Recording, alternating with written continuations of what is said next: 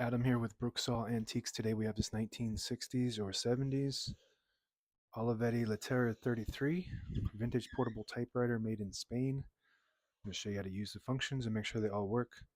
The serial number is 1675418, and the typewriter database is not clear on exactly what year this one is. So I'm just saying 60s or 70s is when they were made.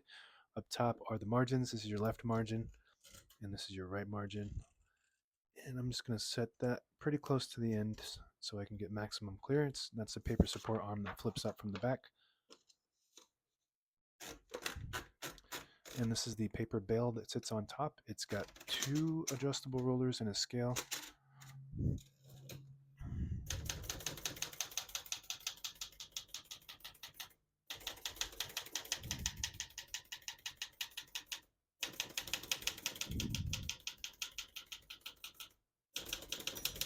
Once you hear the bell, you're at the end of the margin. Hit this line space, gets you back to the beginning, and skips 1, 2, or 3. Right now we have it on single, but if you want double, you just flip that switch forward. It skips 2.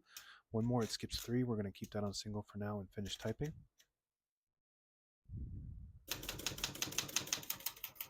And as you can see, all the keys type nice and none of them skip or stick. I'll type a sentence in red on the next line and switch from black to red. There's a switch on the right side. You flip that all the way down and prints the bottom portion of the ribbon. When you have it up top, it prints the top portion of the ribbon, which is black.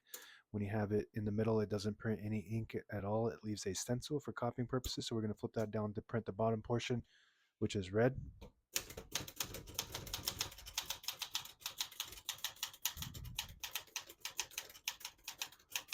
Absolutely beautiful typing machine. One of the best typewriters of all time is the cousin or the brother of this machine, which is the Olivetti Lettera 32 or the Olivetti Lettera 22. This is basically a 32 with a different body style. Same exact parts, for the most part, little small differences.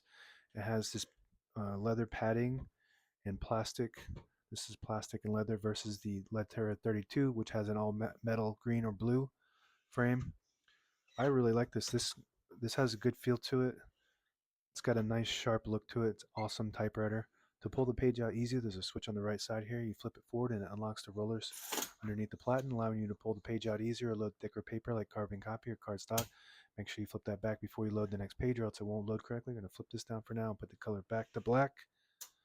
Shift on each side and a shift lock on the left. To clear that, just hit the shift button again. Backspace on the right side of the keyboard.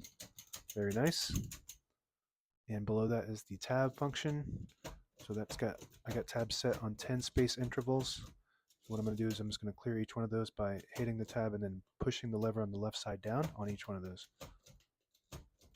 And if you have a Lettera 22, it's the opposite direction when you're setting and clearing your tabs. So now we don't have any tabs set, but I always like to set one in the middle so that way when you hit the tab button, it doesn't slam all the way to the end, causing wear and tear on your typewriter. So just flip it up to set a tab. And that works good. You can set as many tabs as you want on this model. So up for set and down for clear. And if you have a 22, it's the opposite. Okay, what else do we have on the keyboard? We have the margin release. A lot of people might mistake this key for a 1 or a blank key. It's a margin release. When you get to the end of the margin, there's a mechanism that blocks you from printing. Hit that margin release. It does allow you to go all the way to the end. The 1 key is the lowercase l, and exclamation point is the apostrophe, which is shift 8, and then you backspace and then do a period. So that's your apostrophe. That's how you do it on all traditional typewriters, by the way. The hood just pops up like that. It's got 2 hooks that hook in on the back side, and it has 2 little prongs here that just kind of hold it in the front. All the brand new ribbons loaded on the left, so it's pulling clockwise to the right if you want to switch that direction. Behind either spool, you just flip it to the other side. There's a ribbon holder, excuse me, that holds the ribbon back here, and if you just switch the direction, it'll switch the direction of the way it pulls. This is your touch control. A lot of people might go, this might go unnoticed because it's very inconspicuous. If you flip it down, it releases the tension. So that's low touch control. If you flip it up, that's high touch control. You do have to hit the keys harder, a little bit harder for them to print, but these are very light keys. This is about as light as it gets when it comes to typewriters. This is as modern as it gets as far as I'm concerned.